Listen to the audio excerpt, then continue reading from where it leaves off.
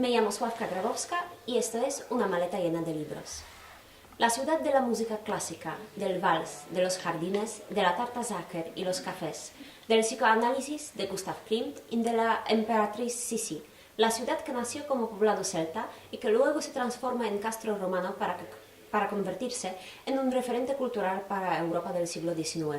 Viena.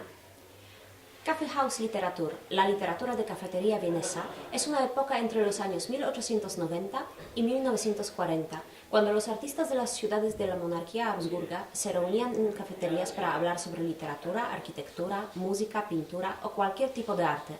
Ese movimiento fue más importante aquí, en Viena, y a los que participaban en él, Oskar Kokoschka, Josef Roth, Gustav Klimt, Ernst Pollack y muchos más, se les llamaba poetas de cafetería. Stefan Zweig, un famoso escritor austríaco, en su libro El mundo del ayer, describía Kaffeehausliteratur así: la cafetería vienesa es una institución que representa a una clase especial que puede compararse con cualquier otra clase en el mundo. En realidad es una especie de democracia, cada uno con una taza de café barato. Los huéspedes pueden sentarse durante horas, discutir, escribir, jugar a las cartas, recibir correo y pueden consumir un número ilimitado de diarios y revistas. Nada ha contribuido tanto a la agilidad intelectual del gobierno austriaco. Cada día nos sentamos durante horas y nada se nos escapa. Empezamos por el Café Central, en el Herrengasse 14, un precioso e imponente edificio en el centro de Viena. El café existe desde 1876 y, como lo anuncia en su página web, un revolucionario, Trotsky, un psicoanalista, Freud, varios escritores y poetas, incluidos Polgar, Zweig y Altenberg, y un arquitecto, Loos, entraron en un café. Lo que suena como el comienzo de una broma fue algo cotidiano en Café Central. Con café, pastel y un cigarro de vez en cuando, algunos de los mejores poetas, filósofos y, lo que hay que decir, contadores de historias que el mundo haya visto, se reunieron en el café más atractivo de Viena. Lo que nos encontramos justo al entrar es una figura de papel maché que representa al poeta Peter Altenberg, quien pasaba ahí jornadas enteras, leyendo y charlando. Disfrutaba tanto que una vez emocionado por la discusión que tenía con sus amigos, se fue sin pagar. Otro café famoso, pero mucho más íntimo y acogedor, es el Café Haveuka, en Dorotheergasse 6, nombrado después de su dueño, Leopold Haveuka. Su lema en la web dice: ¿qué sería de Viena sin el Haveuka? ¿Qué sería el Haveuka sin sus invitados? ¿Y qué serían los artistas de nuestro país sin este espacio para pensar y discutir, inspirar y disfrutar? En la época de oro de los cafés vieneses, en el Café Haveuka, alrededor de un joven Artmann, se reunía un grupo de literatos que admiraban su sentido de lo poético, lo macabro y lo poco convencional. Venían, entre muchos otros, Oswald Wiener, Gerhard Rühm o Friedrich Achleiner. En los años 60 y 70 del siglo XX, la fama de Haveuka atrajo a celebridades del extranjero, como Elias Canetti, Arthur Miller y Andy Warhol. Aunque hay muchos más, como el Café Mozart o Café Landmann, dejamos a los cafés no nos dará tiempo a ver nada más. A 2 minutos andando del Café Haveuka está la Biblioteca Nacional de Austria, la biblioteca barroca más grande del mundo, con su sala de ceremonias, Prunksaal, tan increíble que se la considera una de las más preciosas del mundo. Esa sala cuenta con casi 80 metros de largo y 20 de alto. Está coronada por una cúpula decorada con unos frescos del pintor de la corte de los Habsburgos, Daniel Gran. En esta sala hay a la vista más de 200.000 tomos y entre ellos una de las colecciones más grandes sobre la reforma de Martín Lutero. Pero no es todo. Hay muchos objetos expuestos, como 2 globos barrocos venecianos, uno terrestre y uno celeste, con un diámetro de más de 1 metro cada uno. El códice de fundación de la Biblioteca Imperial de la Corte data del año 1368. En 1218, la Biblioteca Nacional de Austria celebra los 650 años desde su apertura. En el mismo edificio podemos visitar el Museo de la Literatura, que presenta la historia de la literatura austriaca desde el siglo XVIII hasta el presente. Antes he mencionado a Stefan Zweig. Es curioso saber que este escritor durante años construyó una impresionante colección de manuscritos de sus escritores favoritos como Josef Roth, Arthur Schnitzler, Franz Kafka, Thomas Mann o Rainer Maria Rilke. Al verse obligado de huir de Viena con la llegada de los nazis, donó su colección a la Biblioteca Nacional de Austria. Pero antes de que pasase eso, vivió tranquilamente con todos esos tesoros en Schottenring 14, dentro del Boulevard de la Ringstraße, justo al Palacio de la Bolsa de 1877.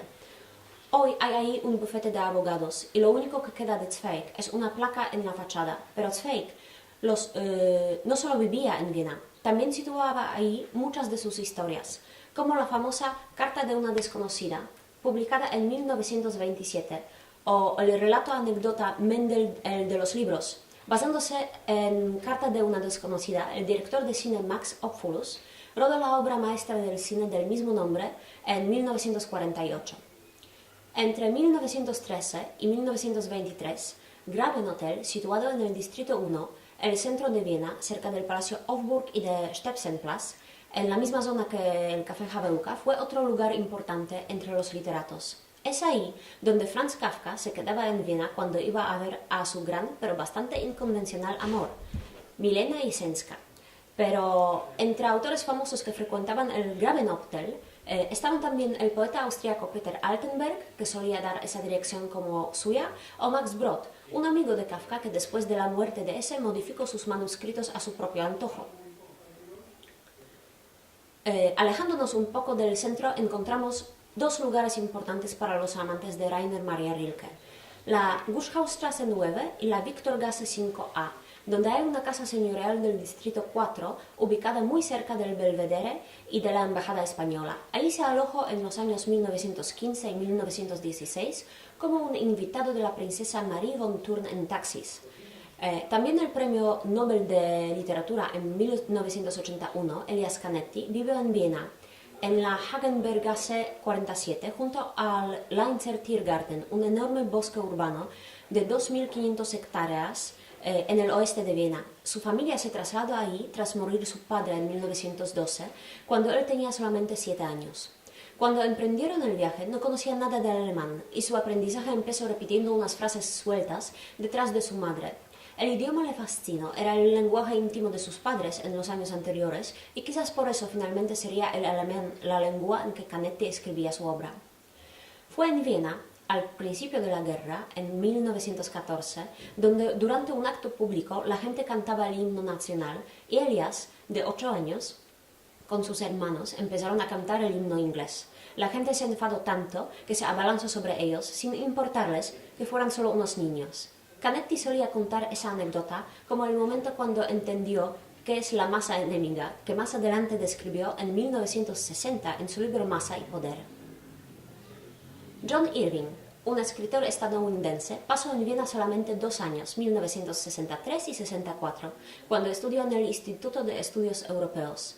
Pero la ciudad tuvo que impresionarle mucho porque hizo de ella escenarios de varias de sus novelas, entre ellas su primer libro, Libertad para los osos, de 1968. El edificio en el Schwindgasse 7, justo enfrente de la Embajada de Bulgaria, tiene doble importancia. Es ahí donde vivía Irving, pero también donde viven varios de sus personajes, como la familia Marter de Libertad para los osos o Jenny Garp de El mundo según Garp. Ese segundo libro fue adaptado a una versión cinematográfica en 1982 por George Roy Hill con Robin Williams y Glenn Close. Otra gran autora austriaca es la escritora Elfriede Jelinek, que recibió el Nobel de Literatura de 2004 en la Embajada Sueca de Viena. ¿Por qué no lo recogió en Suecia? Porque por motivos psíquicos rehusó comparecer en público. Por supuesto que me alegro, no tiene sentido negarlo, pero siento en realidad más desesperación que alegría. No me siento preparada como persona para hacer frente a la opinión pública. Así me siento amenazada, afirmó Jelinek en declaraciones recogidas por la agencia de prensa austriaca APA. La enfermedad que menciono es una fobia social con episodios de agorafobia, algo que sufre desde hace años. Se menciona que vive en el distrito 14, pero respetando su intimidad, me niego a buscar dónde exactamente. La novela La pianista de 1983 como escenario tiene, como no, Viena, pero esta vez es un lugar mucho menos romántico o pintoresco que el presentado por otros autores. Conocemos a los parques y el Prater, parque de atracciones de Viena, donde reina el tráfico de sexo, la violencia y la hipocresía social. Sigmund Freud, el padre de psicoanálisis, una de las mayores figuras intelectuales del siglo XX. Aunque no es exactamente escritor, sus obras como La interpretación de los sueños o estudios sobre la histeria inspiraron no solo a científicos, pero también innumerables artistas. El antiguo piso y la oficina del Dr. Sigmund Freud ahora alberga un museo que contiene la obra de su vida. Durante 47 años, el convertido neurólogo vivió y trabajó en la casa de Berggasse 19. Por desgracia, el famoso diván y muchos muebles no se quedaron aquí, y hoy los podemos ver en el Museo de Freud en Londres. Pero lo que sí quedó es un archivo de su vida, con sus escritos, su colección de antigüedades y una de las más grandes bibliotecas sobre el psicoanálisis. En la exhibición permanente podemos también disfrutar de un documental sobre la vida de toda la familia Freud. ¿Conocéis a Bambi, el cervatillo? No es una historia original de Disney. Bambi, Una vida en el bosque, es una novela escrita por el austríaco Felix Salten, quien vivía en la misma calle donde residía Freud, Berggasse, pero en el número 13. Este autor también es el responsable de Josephine Mutzenbacher, una novela erótica de culto publicada de forma anónima en Viena en 1906. El libro cuenta la vida de una prostituta que en realidad reúne todas las historias reales de prostitutas que Salten escuchaba en los cafés de la Viena. Hablando de Viena, no podemos olvidar de Jonathan Carroll, escritor de terror y fantasía, quien eligió esta ciudad en los años 70 y desde entonces no solo vive ahí, sino que también sitúa la mayoría de sus obras en el mismo entorno. En los últimos años comparte sus ensayos en la gratuita plataforma Medium y en uno de ellos podemos leer: cada año, alrededor de esta época, los cuervos de Rusia emigran a Viena para pasar el invierno porque el clima es más suave. Aparentemente, por alguna razón, la mayoría de ellos se alojan en el gigantesco cementerio central, Central Friedhof. La historia cuenta que a estas aves les gusta comer cera de vela, especialmente las pequeñas velas rojas y blancas que la gente deja en las tumbas como recuerdos de sus visitas a sus seres queridos. El 1 de noviembre es tradicionalmente el día en que las familias austríacas van al cementerio a presentar sus respetos. Los guardaespaldas dicen que durante días se encuentran cientos de estas velas rojas en sus cementerios. Obviamente, los cuervos no pueden comer cera ardiente caliente, por lo que, como pájaros inteligentes que son, han aprendido a golpear las velas donde sea que estén, esperar a que la cera se enfríe y luego ir a cenar. El mismo cementerio aparece también en su novela Sleeping in Flame, Durmiendo en llamas, que creo que no está todavía traducido al castellano, con una escalofriante escena donde un personaje encuentra su propia tumba con su foto y todos los datos de su vida. Estos son solo algunos de los lugares literarios de Viena. No dudéis de comentar, compartir el vídeo o sugerirme otros destinos. Me podéis escribir a unamaletallenadeliBros@gmail.com.